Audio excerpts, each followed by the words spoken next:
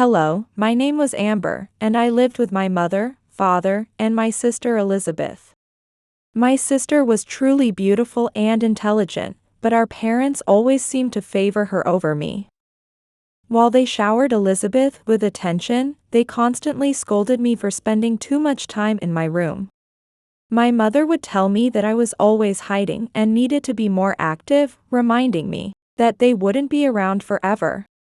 I understood they wouldn't be here eternally, but I had my own thoughts and goals. However, my parents thought I was lazy and never took me seriously. One day, Elizabeth approached me with a particularly cruel comment. She asked me if I had ever thought about my purpose in life, since I wasn't attractive or talented like her, and she didn't want me causing any trouble because she was satisfied with her life. I just shrugged and told her to do whatever she wanted, but then she shared some surprising news. She announced she was getting married to a very handsome and wealthy man. I offered my congratulations and tried to show happiness for her, but Elizabeth laughed and said it was a joke. She continued to boast about how I would never find a partner. Truthfully, I wasn't particularly interested in marriage, so it didn't matter much to me either way. I told her I would attend her wedding, though I knew she only wanted me there as a servant, not as family. Elizabeth asked if I was really coming to her wedding. When I responded, of course, why wouldn't I, she became hostile. She spat out that having me sitting at their table would be a problem, as she was worried that a lazy, useless person like me would ruin everything. I asked her what she meant by lazy and useless. Elizabeth coldly explained that it meant exactly what it sounded like, someone who couldn't do anything important, completely worthless. I asked her why she was being so cruel, telling her that I had always wished for her happiness and just wanted to be present for her special day. She angrily retorted that she didn't need my fake blessings, telling me to stay away and not show up at their table. My sister truly didn't want me participating in the wedding as family. She kept repeating this, and even our mother and father agreed, calling me lazy and useless, saying I shouldn't be there. At that moment, I felt it wasn't right for a family member not to. On the wedding day, while I was wearing my dress, my parents confronted me. They shouted, demanding to know what I was doing there, reminding me they had told me not to come to their table, saying they didn't want people seeing me next to them. The commotion brought Elizabeth over. She was furious, asking why I was there and reminding me she had told me to stay in the kitchen and not cause problems. I explained that it would seem strange for me, her sister, not to attend, and that I wanted to support her on this important day in her life. She accused me of always complicating things, saying her fiancé's family shouldn't know about me. With a heavy heart, I told her that even if she disliked me, I was still her sister and thought I might be able to help, but if she didn't want me there, I would leave. I concluded by asking her once again why she had to be so cruel. Elizabeth cruelly smiled and said I would surely ruin everything, that having a lazy, useless person in the family would destroy her wedding. My parents joined in her laughter, making it clear they had all planned this together. Hurt and rejected, I felt a deep sadness wash over me as I faced their unified determination. Elizabeth shouted at me to get out, calling me lazy with unveiled anger. I realized there was no point in arguing with them anymore. With a heavy heart, I decided to leave. Fighting back tears, I apologized and said I would go. As I said goodbye, they laughed, pointing at me and continuing their mockery. As I tried to contain my frustration, someone called out to me. A voice called me, "Ms. Amber." "Why, it's good to see our CEO here." Elizabeth asked in confusion why someone useless like me was called a CEO. To my own surprise, her fiancé turned out to be Joseph, one of my best employees. Confused, I asked Joseph why he was dressed that way. Joseph replied that he was the one getting married, asking if I hadn't known. Elizabeth exclaimed in complete confusion, demanding to know how I knew her fiancé Joseph. She questioned why he was calling me a CEO. Joseph explained that I was the CEO of his company. Elizabeth cried out in shock, unable to believe that I could be a president. Joseph asked me what my relationship was with Elizabeth. I told him she was my sister. Surprised, he asked why I hadn't come to greet him as family. I explained apologetically that my sister had never taken me to meet him. Joseph asked Elizabeth in confusion why she would do such a thing. I explained that she thought I might cause problems because she considered me lazy and useless. Joseph demanded to know if this was true. Elizabeth responded meekly that she had only ever seen me looking at my computer in my room and never thought I was doing anything important. But Joseph wouldn't accept her apology. He angrily told Elizabeth not to speak that way in front of me, his CEO, explaining that I had always given precise instructions from home. Elizabeth finally realized her mistake and apologized, saying she had never imagined I was working alone in my room. I reassured her it was fine now, that she understood. I announced I would leave. Joseph asked with concern if I was really leaving. I responded that I clearly wasn't welcome there. Joseph scolded Elizabeth harshly, asking how she could speak that way to his CEO, which made her turn pale. Elizabeth tried to defend herself, protesting that she hadn't known and questioning how she could be blamed for that. Joseph firmly stated that ignorance was no excuse, and apologized to me for Elizabeth's disrespect. I assured him it was fine since she was my family, and no apology was necessary. Joseph then declared he would cancel the wedding. Elizabeth cried out in shock, asking what he meant. Joseph angrily cut her off, saying he couldn't forgive someone who treated family with such disrespect. Elizabeth asked in confusion why he was so angry. Joseph explained that before meeting me, he had been facing serious financial problems. He told us how he owed me so much, as he had struggled to find stable work with his messy employment history. He described how every job opportunity he found was from companies that treated employees unfairly. He had almost given up and accepted such a position when he got the chance to interview at my company. I remembered that interview well. Joseph continued, saying that I had wanted to see him as a person, not just his resume. He explained how after talking for a while and understanding who he was, I had hired him immediately. He expressed how I had provided fair working conditions and treated him with respect, changing his life. Elizabeth tried to regain Joseph's sympathy, saying she hadn't known and what a wonderful story it was. However, Joseph noticed her manipulation and became even more irritated. He harshly stated that while she was clearly trying to manipulate him, he couldn't forgive her contempt for me. Elizabeth pleaded with him not to cancel the wedding, begging our parents to say something. They maintained their silence, avoiding involvement. Finally, our father spoke up, shifting all blame to me for Elizabeth's actions. Elizabeth cried out in distress, realizing the wedding was really being canceled. Joseph calmly explained the consequences of canceling the wedding. He stated matter-of-factly that canceling on the day would incur a 100% cancellation fee. Elizabeth asked in shock what that percentage meant. Joseph explained the total wedding cost was $30,000. Elizabeth cried out in realization that she would have to pay $30,000 even if they canceled. Joseph objectively explained that was how it worked. Elizabeth desperately suggested they should continue with the wedding. Joseph firmly refused, explaining he couldn't forgive what she had said to me, and worried the abuse would continue after marriage. Elizabeth looked hurt and begged our mother to help calm the situation. Joseph asked for my opinion on the matter. I calmly explained that Elizabeth was only saying these things to escape the situation and to hear Joseph say he would continue with the wedding.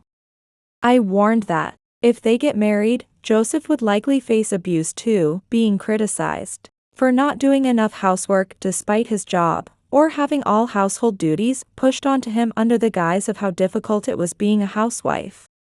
Joseph understood and concluded that canceling the wedding was indeed the wisest choice. Elizabeth panicked and begged Joseph not to leave. She then turned on me, blaming me for ruining her dream. I told her not to blame me, as this was her responsibility and she had brought it on herself. I added that none of this would have happened if she hadn't invited me to the wedding just to humiliate me. Elizabeth angrily demanded that I help her win Joseph back. I told her I understood her feelings, but Joseph seemed to have lost all desire to marry her, and continuing with the wedding would only bring pain to both of them. Elizabeth cried out about what she should do, mentioning the enormous cancellation fee of $30,000. I acknowledged it was a significant amount, explaining that even split in half it would be $15,000 each, and if Elizabeth was deemed responsible for the cancellation, she might have to pay the full amount. I pointed out that while that was one possibility, she didn't have any other choice as she had brought this on herself. Elizabeth protested that she had only said some harsh words, questioning if that was worth canceling a wedding over. She turned to our parents, begging them to say something. Suddenly, our parents became extremely friendly toward me. Our mother exclaimed in surprise about me being a CEO. She added that she was very proud of me, clearly counting on my financial success. Our father concluded by claiming he had always believed in me, calling me a true entrepreneur since childhood, and saying he would trust me more from now on. I scoffed at their sudden change of heart. They too had verbally abused me in the past, so I had no intention of spending money on them. Exhausted by the situation, I announced that I would no longer live with them, stating that things could have been completely different if they had listened when I tried to explain what I was doing and how I worked, but it was fine and I would go home and look for an apartment to live alone. Elizabeth asked in confusion why I suddenly wanted to live alone after living together for so long. I explained, hurt and frustrated, that I had lived with them because I believed in family bonds and had hoped they would eventually understand my work, but reality proved different as they had insulted rather than understood my work, and were now just after my money. Elizabeth tried to repair our relationship, apologizing and promising to treat me better, begging me not to leave. I firmly refused, stating I could no longer live with them as their current attitude was clearly only because they had learned about my money. Despite my refusal, our parents persisted and wouldn't accept my choice. Dad shocked everyone by suggesting they kick Elizabeth out so that I would live with them. Elizabeth protested in shock and hurt, asking him what he was saying. He exploded with disappointment in Elizabeth, telling her to be quiet and saying he had been foolish to expect anything from her, preferring to live with me instead. When I witnessed him abandoning Elizabeth so easily, I could not bear such cruelty within our family. I firmly expressed my disapproval, telling him I despised people who abandoned others so easily. He asked in surprise what I meant. I explained that such people would surely betray me too, so I could not live with them. He cried out in dismay as he realized the consequences of his actions. Elizabeth scolded our parents, demanding why they couldn't persuade me to stay. I burst out telling them to be quiet, while our parents continued arguing. Joseph returned wearing casual clothes. He asked in confusion what was happening and if we were still fighting. Elizabeth commented in surprise that he had really gone to change clothes. Joseph responded in confusion, reminding her that he had said he would, and asked what was going on. Elizabeth lamented, overwhelmed by the situation, asking if he was really canceling the wedding and why this was happening. Joseph firmly concluded that this was all Elizabeth's fault and she would have to pay the full cancellation fee. Elizabeth protested that this was unfair and not entirely her responsibility. Joseph responded with frustration that the responsibility was clearly hers. Elizabeth tried to calm everyone down. Joseph intervened to protect me, saying he would not tolerate any more insults toward me. Elizabeth pleaded for everyone to calm down. Joseph asked if I had called for a taxi. I admitted I had forgotten, being caught up in the conversation. Joseph took action, saying he would call one as he needed to leave too. Elizabeth begged again, hoping he would reconsider. Elizabeth also tried to make amends with me, promising never to say anything hurtful again. Tired of her repeated apologies, I told her we had had this conversation too many times. Joseph reported that he had called a taxi and it would arrive shortly. I said I would wait outside. After changing my clothes, Elizabeth called after me, hoping for a chance at reconciliation. I firmly stated there was nothing more to discuss. My mother pleaded, saying both she and my father were asking, and without me, they would have to rely on Elizabeth's money. My father pointed out that Elizabeth would have to pay the cancellation fee, and might run out of money, making a comfortable life impossible. I suggested that if they needed money, they could consider getting part-time jobs. My father protested, saying he didn't want to work at his age. I argued that there were people working even at 70, and they were only in their 60s, remarking that they had plenty of energy when it came to criticizing me. My father complained that it wasn't about that, asking how they could work when their bodies felt too heavy to move. My mother agreed with him, saying it was absolutely impossible. I declared firmly that this was the end, telling them not to speak to me anymore, while I changed, and announcing that I would pack my bags and stay at a hotel as I had no intention of being involved with them for a while. My sister and parents desperately begged me not to leave, pleading with me not to abandon them. But I didn't stop, ignoring their pleas. I quickly changed and left the scene. I took a taxi home, gathered my belongings, and headed to a hotel. There, I searched for an apartment and quickly signed a lease. Since then, I have cut off all contact with my family. As a result of the wedding cancellation, Elizabeth had to pay the $30,000 fee, and my parents were so angry they removed me from their inheritance. In the end, Elizabeth borrowed money to avoid running out of funds, and she had to work 2 part-time jobs to cover the expenses. Meanwhile, I focused on expanding my company, increased my income, and lived happily, free from my family's harassment. My family had always criticized me for not going out to have fun like other women my age. But I always knew what I was aiming for. Neither my sister nor my parents thought I could move forward, even before I started working. They looked down on me terribly when I was working in my room. But I knew that if I had followed the path most people chose and accepted an ordinary job, I wouldn't have achieved the life I wanted. When I was just studying, I wasn't valued, and in their minds, I was just a useless, lazy person. I spent most of my time studying in my room instead of wasting time like other women my age going to parties, dating men with no future, becoming pregnant and turning into housewives, or being used just because I was a woman and doing whatever I was told.